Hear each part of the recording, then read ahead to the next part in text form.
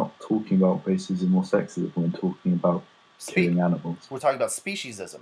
Because in the same way that like there's no legitimate difference between a black person and a white person, sure there's differences, but nothing that matters. Dogs are different to livestock. Now into our homes, and we Yeah. see them as part of our family, whereas I wouldn't see cows or sheep as part of my family. Yeah, and that's just because you were raised in a speciesist society, just like I was. I was raised to be nice to dogs and cats, but stab cows and pigs and chickens. This is exactly what a racist or a sexist would say if that was the situation we were discussing. They just say, well, I value my own group or whatever group I decide I want to value, but any group I decide or was taught not to value, then I'm not going to value them.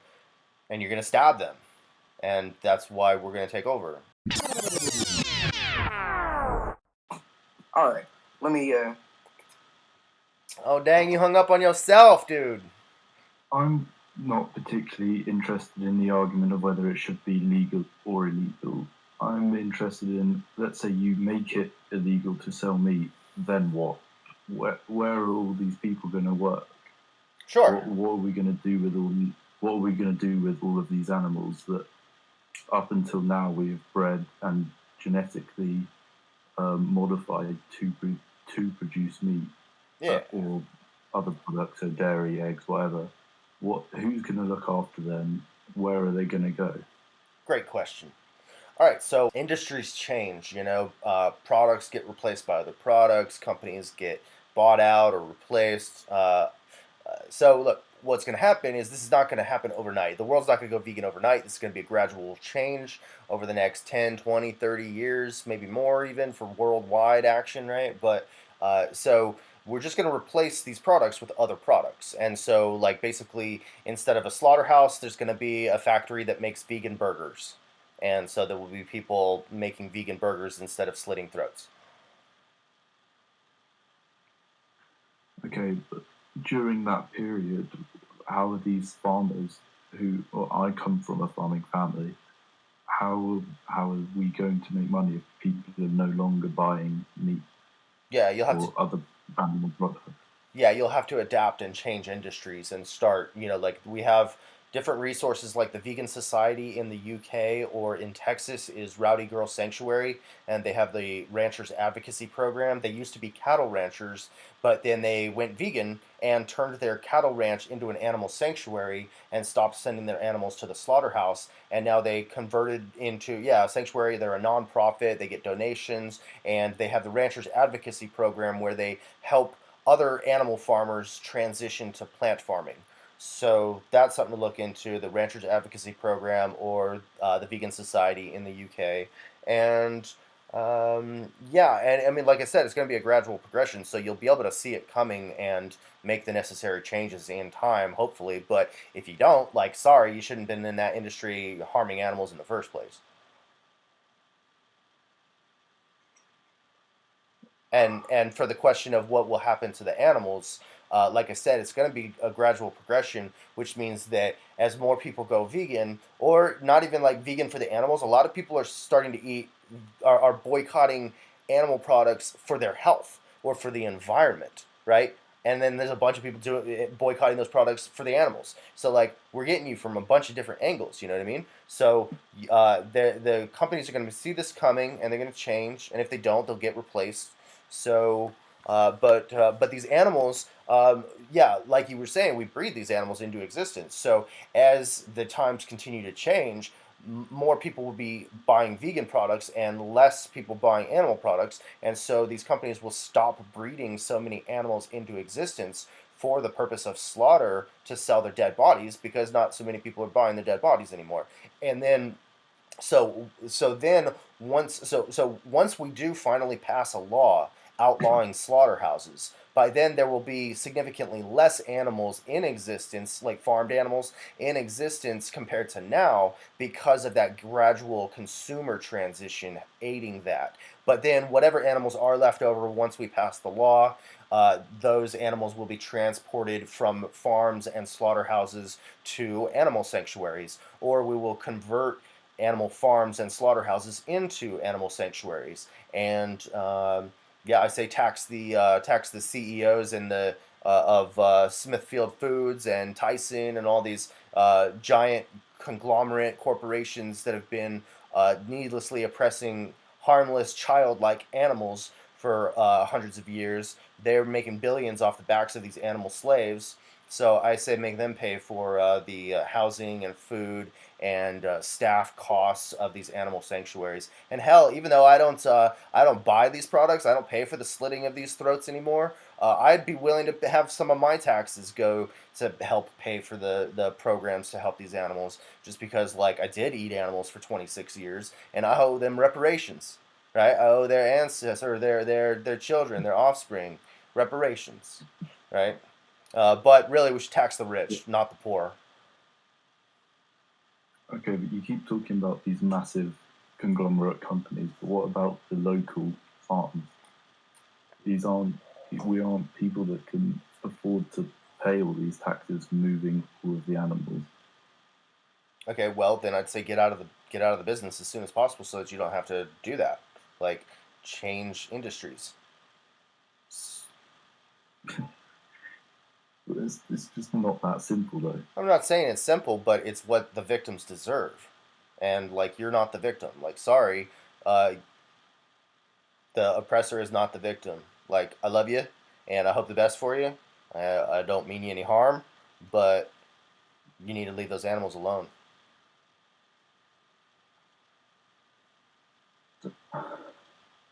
So right now you're suggesting that me and my family basically go without an income for multiple years, which is how long it would take to get rid of all the equipment we currently use, or not get rid of, but replace, so we could then farm crops instead of animals.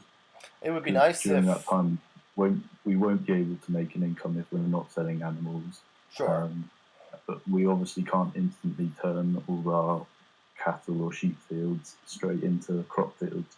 We can't use Yeah. the trailers that we have for animals. Need to sell them and buy plows or different bigger tractors. And Sure. stuff. Yeah, I understand. So you'd have an undertaking ahead of you, and it would take money and time and energy, but that's what justice demands. Money, Sorry, like money if that it we was money look, that we can't get if you without selling animals. if you were the victim, would you accept that? Like, oh, sorry, my master is my oppressor is making money, so I guess it's okay for them to keep exploiting and harming me. No, you wouldn't accept that. You'd say, hey, I didn't do anything wrong, so you can't treat me like this, right? What's the difference between a human and an animal that makes it okay that like we have laws protecting the rights of humans, and then we say these animals we can stab them in the throat? What's the difference between a human and a what do you want? Cow, pig, chicken? Well, the fact that it's our society, we are the dominant predator. Okay, so We have made that's these rules. yeah. So that's the philosophy that might makes right. And that's the mindset of a tyrant or a bully or a serial killer, a rapist, whatever. I can do this, so I'm going to do this. They're weaker than me. I'm stronger, so I'm going to abuse the power I hold over them and exploit their vulnerability. And how would you like that again if you were the victim? What if somebody stronger and smarter than you came around? Or what if aliens exist, hypothetically, and they came to Earth and they were stronger and smarter than us, and now they're the dominant life form? And they don't have to enslave us, but they choose to because they can. And they use your justification. They say, well, we can. We're the dominant life form, so don't judge us. And here we are screaming for justice and mercy and compassion. And a few of the aliens, like a small, like maybe 1% of the aliens, are vegan aliens. And they're telling the other aliens who are eating the humans, hey guys, why don't you be nice to the humans? Like, it doesn't matter that they're not born as aliens. Like, it doesn't matter that they're not part of our group. What matters is they feel pain and pleasure, and they've got friends and families and they want to live. So let's just eat these plants instead. And but the aliens who are enslaving and torturing and murdering and eating the humans are laughing at the vegan aliens, saying, "What do you care about these stupid humans for? They're not part of our group. They weren't born as aliens. But look, that's just speciesism, right? What those aliens would be doing to the humans in that scenario is discrimination based on species. Just like what we do to animals, discrimination based on species, because they happen to not be born human. But that's an arbitrary line of discrimination, just like whatever race somebody was born into or their sex or whatever. So nobody gets to choose what body they're born into, and there's nothing wrong with being different. So if we're against racism and sexism, we should also be against speciesism and just be nice to everybody. But I would argue that if the aliens did come down and chose to oppress us, there's not much we could do about it. Well, that's not the question. That's really not the question, because maybe there is, but that the question. Okay, fine. Totally equal scenario. The animals cannot defend themselves from us, and we cannot defend ourselves from the aliens. Does that make it okay? Like a child can't defend themselves. Does that make it okay for me to abuse children? No, because they're part of our species. Okay, so what about dogs? Can I kick a dog for no good reason just because I want to? I get pleasure from it. They're not part of our species. Well, no, but dogs are different to livestock. How so? Because we've domesticated them. They live in our homes. They are part of our families. The way many people see it. Okay, so first of all, farmed animals are domestic animals. They've been domesticated, but yeah, they're in these. Okay, domesticated wasn't the right word to use there. Sure, but we allow them into our homes. We see them as part of our family, whereas I wouldn't see cows or sheep as part of my family. Yeah, and that's just because you were raised in a speciesist society, just like I was. I was raised to be nice to dogs and cats, but stab cows and pigs and chickens, and to not think about it, right? To not even witness their suffering. But the thing is though, I'm not asking what we've assigned them. I'm asking what is the actual difference between like a dog and a pig. Like pigs are smarter than dogs. They're very social animals. A lot of people have pigs as pets. Okay, their pigs are as smart as a 3-year-old child, and they mean us no harm. So what's the difference between a dog and a pig that justifies stabbing the pig while granting legal rights to the dog? What legal rights does the dog have? The dog has a legal right to not be kicked or shot in the head, even if they don't belong to somebody. Like if they don't have a legal guardian, like a human companion, you would probably call them an owner. But animals are not slaves; they're not objects, so they're not owned. But that dog, even if it's a stray, even if they're a stray, you're not allowed. You get in trouble for animal cruelty if you go up and shoot that dog. Yeah. Yeah. Okay. So, and would you support a dog slaughterhouse, or would you think that dog slaughterhouses should be illegal also? I think that depends on the culture you live in, because there are slaughterhouses in China because their culture is different. Your culture. If a dog slaughterhouse opened up in your neighborhood, how would you react? Well, it wouldn't, because my culture doesn't support that. It's a hypothetical. What if your culture changed and started doing that? How would you react?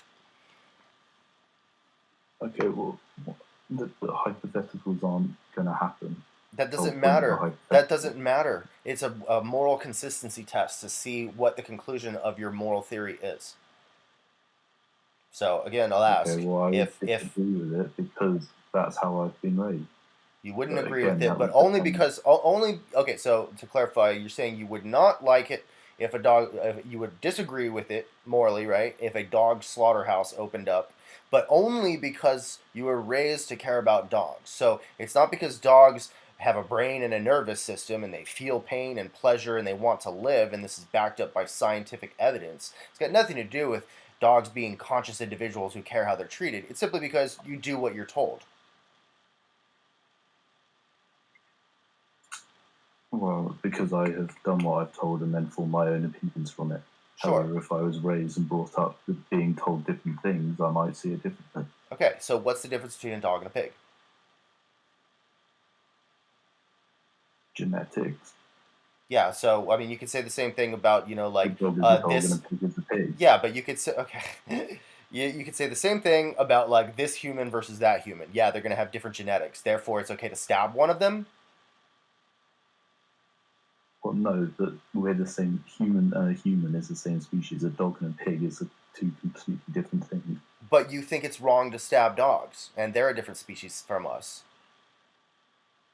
I'm not So saying so it's you wrong make to stab a exceptions. pig because they're a different species. I'm saying that it's wrong to stab a human because we are the same species. Yeah, so you just, this is exactly what a racist or a sexist would say if that was the situation we were discussing. They just say, well, I value my own group or whatever group I decide I want to value, but any group I decide or was taught not to value, then I'm not going to value them. And you're going to stab them. And that's needless animal cruelty. That's violence. And it's illogical. And that's why we're going to take over. Because most people realize that your argument isn't making any sense and that you're being hypocritical and violent towards innocent animals. We're not talking about racism or sexism. We're talking about killing animals. We're talking about speciesism. Because in the same way that there's no legitimate difference between a black person and a white person, sure there's differences, but nothing that matters when it comes to is it okay to stab one of them? No, there's no difference that matters when it comes to that. They both feel pain and pleasure and they want to live. They don't want to be stabbed. It's not in their best interest, and we don't need to stab either the black or the white person, right? So when it comes to dogs versus pigs, they are so similar despite their differences that it's basically the same as racism. It's speciesism. It's saying, well, what? Come on, man. What's the difference between a dog and a pig? What, a pig's got skin instead of fur? A pig's got a twirly tail instead of a fluffy one? I mean, what? It's got hooves instead of paws, so we got to stab it. What are you talking about, man? The difference between a dog and a pig is that our society has said it is acceptable to stab a pig. Okay.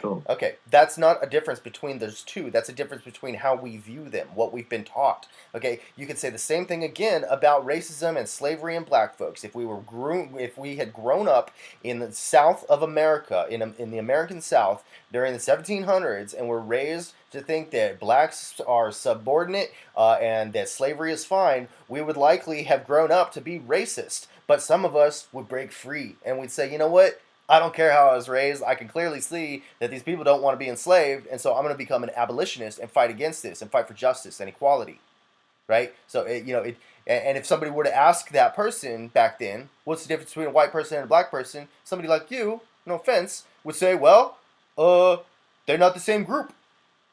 They're a different group. Just like you say now, humans aren't animals and animals aren't humans. But, humans are animals. We are all animals. Okay, so by your logic, lions and tigers should stop eating zebras. It'd be nice, but they don't know how to do that, right? So lions are carnivores who have to kill and eat animals in order to survive, and they don't know any better. Hold on. We, on the other hand, are civilized human beings who can make compassionate choices. We are therefore held to a higher moral standard. A lion would kill a human child if given the opportunity. Are we therefore justified in killing children simply because a lion would? No, we're held to a higher standard. But also, again, we don't need to eat animals, and they do. But it's still sad. It's still sad for the gazelle that they get killed by the lion. I'm not denying that, and if there was some way to fix that situation, I'd like to do that. But right now, I'm aiming at you and slaughterhouses. Because you ain't no lion. Okay, but lions don't have to kill to eat. Sorry? They eat plants. Okay, so no.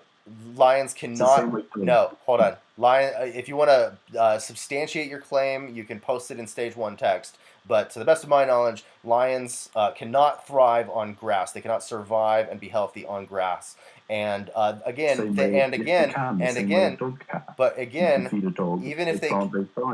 they could, the same way a lion can be plant-based diet. It's irrelevant though, because even if they could do that, they don't have the cognitive faculty, the intellectual complexity, because we are smarter than animals, right? They don't have the ability to be moral agents to the degree that we are. So they can't conceptualize this stuff like you can. So you are held to a higher standard. Just like how a mentally disabled human who's only as smart as a lion or a pig would not be held to the same degree of moral culpability or punishment that you and I would if we committed the same crime as this mentally disabled person. We would still separate them from society so they can't hurt anybody, but we wouldn't lock away, throw them in prison and lock away the key. We'd give them treatment, right? Rehab, stuff like this. The last guy who was hosting the stage was talking about how animals do have morals, and now you're saying they don't. I said to some degree, but not to the degree that we do. So, like, some animals, like most animals, I think, will nurture their young. And I've seen a video recently of a hawk flew in and started attacking a chicken. And as a result, another chicken and a goat came to that chicken's rescue and fought off the hawk. So a goat and a chicken saved another chicken from a hawk, and it was really cool. And the hawk flew away. So there's that, but and there's other things like dogs or monkeys and mice and stuff. There's been experiments. I'm not supporting animal experimentation. I'm just saying there's been experiments that have shown that sometimes, like, if you're giving these animals, like two animals, the same treats, and they're really good treats, but then you start giving one of them a poor quality treat, then the other one who's still getting the good quality treat will refuse to eat any more of their own treats until their friend starts getting the better treats again. So there's that, but they can't do it to the complexity that we can, because most of these animals are only as smart as like a 4-year-old or whatever, at best.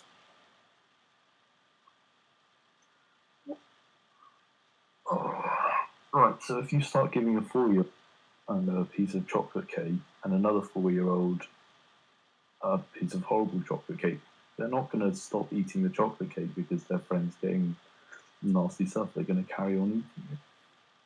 Well, that might depend on the child. No, that might depend on the child, and I think it's irrelevant. The point is, it doesn't matter how smart somebody is. What matters is they feel pain and pleasure and they want to live. And we should not abuse our power and harm those who are weaker than us. Okay? So whether they're children or mentally disabled people or senile elderly people or animals, just be nice. Put down the knife. So it's nice talking to you. If you want to join us again, we do these stages every day.